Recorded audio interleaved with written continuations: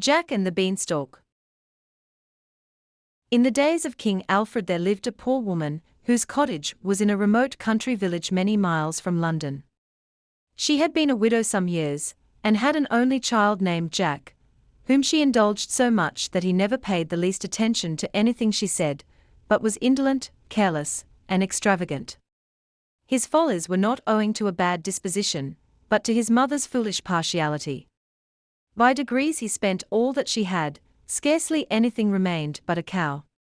One day, for the first time in her life, she reproached him. "Cruel, cruel boy. You have at last brought me to beggary. I have not money enough to purchase even a bit of bread, nothing now remains to sell but my poor cow. I am sorry to part with her, it grieves me sadly, but we cannot starve." For a few minutes Jack felt remorse, but it was soon over, and he began asking his mother to let him sell the cow at the next village, teasing her so much that she at last consented. As he was going along he met a butcher, who inquired why he was driving the cow from home.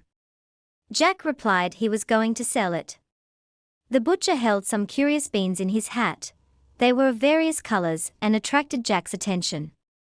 This did not pass unnoticed by the man, who, knowing Jack's easy temper, thought now was the time to take an advantage of it, and determined not to let slip so good an opportunity, asked what was the price of the cow, offering at the same time all the beans in his hat for her.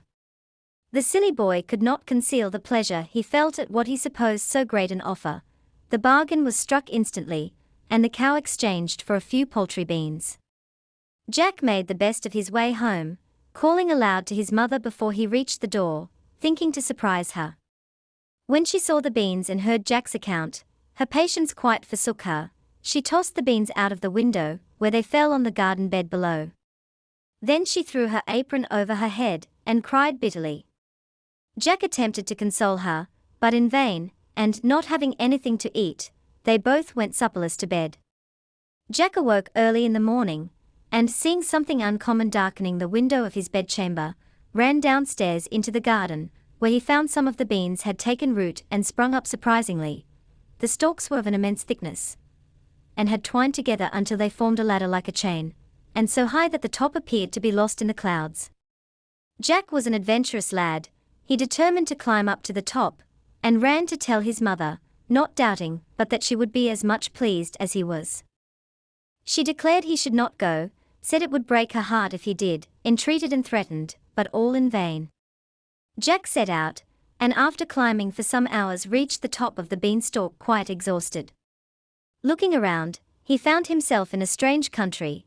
It appeared to be a barren desert. Not a tree, shrub, house, or living creature was to be seen. Here and there were scattered fragments of stone, and at unequal distances small heaps of earth were loosely thrown together.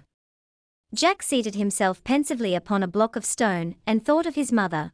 He reflected with sorrow upon his disobedience in climbing the beanstalk against her will, and concluded that he must die of hunger. However, he walked on, hoping to see a house where he might beg something to eat and drink. He did not find it, but he saw at a distance a beautiful lady, walking all alone. She was elegantly clad and carried a white wand, at the top of which sat a peacock of pure gold. Jack, who was a gallant fellow, went straight up to her, when, with a bewitching smile, she asked him how he came there. He told her all about the beanstalk. The lady answered him by a question. "Do you remember your father, young man?" "No, madam, but I am sure there is some mystery about him, for when I name him to my mother she always begins to weep, and will tell me nothing." "She dare not," replied the lady. "But I can and will. For know, young man, that I am a fairy and was your father's guardian. But fairies are bound by laws as well as mortals, and by an error of mine I lost my power for a term of years, so that I was unable to succor your father when he most needed it, and he died." Here the fairy looked so sorrowful that Jack's heart warmed to her, and he begged her earnestly to tell him more. "I will, only you must promise to obey me in everything, or you will perish yourself." Jack was brave, and besides, his fortunes were so bad they could not well be worse, so he promised. The fairy continued. "Your father, Jack, was a most excellent, amiable, generous man. He had a good wife, faithful servants, plenty of money, but he had one misfortune, a false friend. This was a giant, whom he had succored in misfortune, and who returned his kindness by murdering him, and seizing on all his property, also making your mother take a solemn oath that she would never tell you anything about your father, or he would murder both her and you. Then he turned her off with you in her arms, to wander about the wide world as she might. I could not help her, as my power only returned on the day you went to sell your cow. It was I, added the fairy, who impelled you to take the beans, who made the beanstalk grow, and inspired you with the desire to climb up it to this strange country, for it is here the wicked giant lives who was your father's destroyer. It is you who must avenge him, and rid the world of a monster who never will do anything but evil. I will assist you. You may lawfully take possession of his house and all his riches, for everything he has belonged to your father, and is therefore yours. Now farewell. Do not let your mother know you are acquainted with your father's history. This is my command, and if you disobey me you will suffer for it. Now go. Jack asked where he was to go. Along the direct road till you see the house where the giant lives. You must then act according to your own just judgment, and I will guide you if any difficulty arises. Farewell. She bestowed on the youth a benignant smile, and vanished. Jack pursued his journey. He walked on till after sunset, when to his great joy, he espied a large mansion. A plain-looking woman was at the door. He accosted her, begging she would give him a morsel of bread and a night's lodging. She expressed the greatest surprise, and said it was quite uncommon to see a human being near their house, for it was well known that her husband was a powerful giant, who would never eat anything but human flesh, if he could possibly get it, that he would walk 50 miles to procure it, usually being out the whole day for that purpose. This account greatly terrified Jack, but still he hoped to elude the giant, and therefore he again entreated the woman to take him in for one night only, and hide him where she thought proper. She at last suffered herself to be persuaded, for she was of a compassionate and generous disposition, and took him into the house. First they entered a fine large hall magnificently furnished. They then passed through several spacious rooms in the same style of grandeur, but all appeared forsaken and desolate. A long gallery came next. It was very dark, just light enough to show that, instead of a wall on one side, there was a grating of iron which parted off a dismal dungeon, from whence issued the groans of those victims whom the cruel giant reserved in confinement for his own voracious appetite. Poor Jack was half dead with fear, and would have given the world to have been with his mother again, for he now began to doubt if he should ever see her more. He even mistrusted the good woman, and thought she had let him into the house for no other purpose than to lock him up among the unfortunate people in the dungeon. However, she bade Jack sit down, and gave him plenty to eat and drink, and he, not seeing anything to make him uncomfortable, soon forgot his fear, and was just beginning to enjoy himself, when he was startled by a loud knocking at the outer door, which made the whole house shake. "Ah! That's the giant, and if he sees you he will kill you and me too," cried the poor woman, trembling all over. "What shall I do?" "Hide me in the oven," cried Jack, now as bold as a lion at the thought of being face to face with his father's cruel murderer. So he crept into the oven, for there was no fire near it, and listened to the giant's loud voice and heavy step, as he went up and down the kitchen scolding his wife. At last he seated himself at table, and Jack, peeping through a crevice in the oven, was amazed to see what a quantity of food he devoured.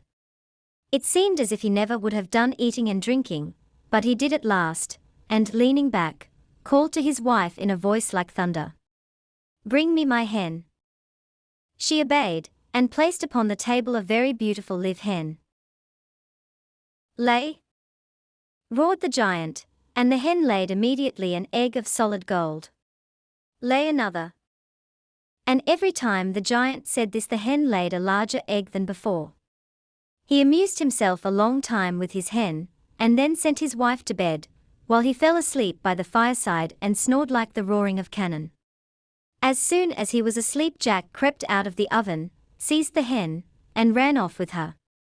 He got safely out of the house, and finding his way along the road he came, reached the top of the beanstalk, which he descended in safety.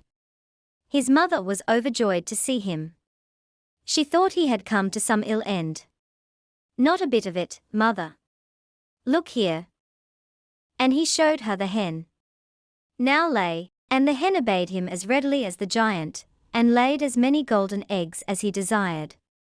These eggs being sold, Jack and his mother got plenty of money, and for some months lived very happily together, till Jack got another great longing to climb the beanstalk and carry away some more of the giant's riches. He had told his mother of his adventure, but had been very careful not to say a word about his father. He thought of his journey again and again, but still he could not summon resolution enough to break it to his mother, being well assured that she would endeavor to prevent his going. However, one day he told her boldly that he must take another journey up the beanstalk. She begged and prayed him not to think of it, and tried all in her power to dissuade him. She told him that the giant's wife would certainly know him again, and that the giant would desire nothing better than to get him into his power, that he might put him to a cruel death, in order to be revenged for the loss of his hen. Jack, finding that all his arguments were useless, ceased speaking, though resolved to go at all events. He had a dress prepared which would disguise him, and something to colour his skin. He thought it impossible for any one to recollect him in this dress. A few mornings after he rose very early, and unperceived by any one, climbed the beanstalk a second time. He was greatly fatigued when he reached the top, and very hungry. Having rested some time on one of the stones, he pursued his journey to the giant's mansion, which he reached late in the evening. The woman was at the door as before. Jack addressed her, at the same time telling her a pitiful tale, and requesting that she would give him some victuals and drink, and also a night's lodging. She told him, what he knew before very well, about her husband's being a powerful and cruel giant, and also that she had one night admitted a poor, hungry, friendless boy, that the little ungrateful fellow had stolen one of the giant's treasures, and ever since that her husband had been worse than before, using her very cruelly, and continually upbraiding her with being the cause of his misfortune. Jack felt sorry for her, but confessed nothing, and did his best to persuade her to admit him, but found it a very hard task. At last she consented, and as she led the way, Jack observed that everything was just as he had found it before. She took him into the kitchen, and after he had done eating and drinking, she hid him in an old lumber closet. The giant returned at the usual time, and walked in so heavily that the house was shaken to its foundation. He seated himself by the fire, and soon after exclaimed, "Wife, I smell fresh meat." The wife replied it was the crows, which had brought a piece of raw meat, and left it at the top of the house. While supper was preparing, the giant was very ill-tempered and impatient, frequently lifting up his hand to strike his wife for not being quick enough. He was also continually upbraiding her with the loss of his wonderful hen. At last, having ended his supper, he cried, "Give me something to amuse me, my harp or my money bags." "Which will you have, my dear?" said the wife, humbly. "My money bags, because they are the heaviest to carry," thundered he. She brought them, staggering under the weight, 2 bags, one filled with new guineas and the other with new shillings. She emptied them out on the table, and the giant began counting them in great glee. "Now you may go to bed, you old fool." So the wife crept away. Jack from his hiding place watched the counting of the money, which he knew was his poor father's, and wished it was his own. It would give him much less trouble than going about selling the golden eggs. The giant, little thinking he was so narrowly observed, reckoned it all up, and then replaced it in the 2 bags, which he tied up very carefully, and put beside his chair, with his little dog to guard them. At last he fell asleep as before, and snored so loud that Jack compared his noise to the roaring of the sea in a high wind, when the tide is coming in. At last Jack, concluding all secure, stole out, in order to carry off the 2 bags of money, but just as he laid his hand upon one of them, the little dog, which he had not perceived before, started from under the giant's chair and barked most furiously. Instead of endeavoring to escape, Jack stood still, though expecting his enemy to awake every instant. Contrary, however, to his expectation, the giant continued in a sound sleep, and Jack, seeing a piece of meat, threw it to the dog, who at once ceased barking and began to devour it. So Jack carried off the bags, one on each shoulder, but they were so heavy that it took him 2 whole days to descend the beanstalk and get back to his mother's door. When he came, he found the cottage deserted. He ran from one room to another without being able to find anyone. He then hastened into the village, hoping to see some of the neighbors, who could inform him where he could find his mother. An old woman at last directed him to a neighboring house, where she was ill of a fever. He was greatly shocked at finding her apparently dying, and blamed himself bitterly as the cause of it all. However, at sight of her dear son, the poor woman revived and slowly recovered her health. Jack gave her his 2 money bags. They had the cottage rebuilt and well furnished, and lived happier than they had ever done before. For 3 years Jack heard no more of the beanstalk, but he could not forget it, though he feared making his mother unhappy. It was in vain endeavoring to amuse himself. He became thoughtful, and would arise at the first dawn of day, and sit looking at the beanstalk for hours together. His mother saw that something preyed upon his mind, and endeavored to discover the cause, but Jack knew too well what the consequence would be should she succeed. He did his utmost, therefore, to conquer the great desire he had for another journey up the beanstalk. Finding, however, that his inclination grew too powerful for him, he began to make secret preparations for his journey. He prepared a new disguise, better and more complete than the former, and when summer came, on the longest day he awoke as soon as it was light, and without telling his mother, ascended the beanstalk. He found the road, journey, etc., much as it was on the 2 former times. He arrived at the giant's mansion in the evening, and found the wife standing, as usual, at the door.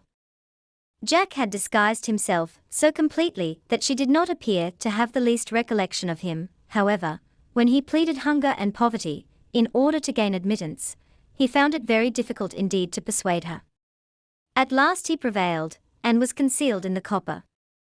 When the giant returned he said, furiously, "I smell fresh meat."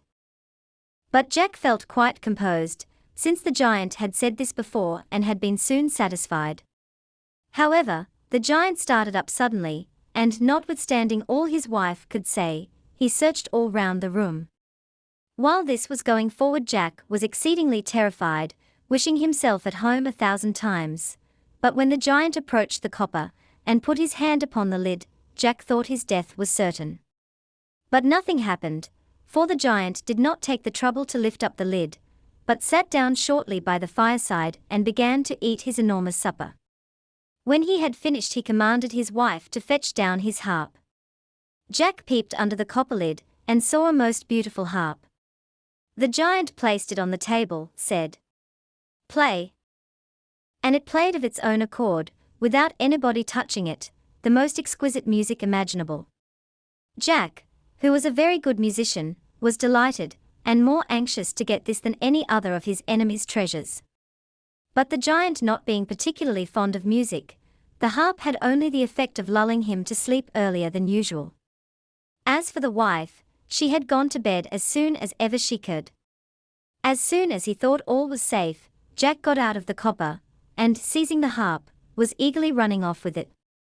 But the harp was enchanted by a fairy, and as soon as it found itself in strange hands it called out loudly, just as if it had been alive, "Master! Master!" The giant awoke, started up, and saw Jack scampering away as fast as his legs could carry him. "Oh, you villain! It is you who have robbed me of my hen and my money bags, and now you are stealing my harp also. Wait till I catch you and I'll eat you up alive." "Very well, try," shouted Jack, who was not a bit afraid, for he saw the giant was so tipsy he could hardly stand, much less run, and he himself had young legs and a clear conscience, which carry a man a long way.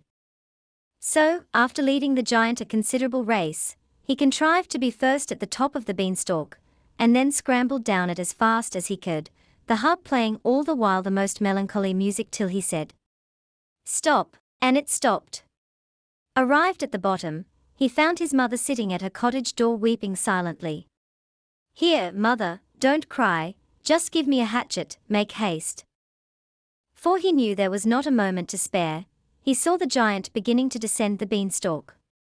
But the monster was too late, his ill deeds had come to an end.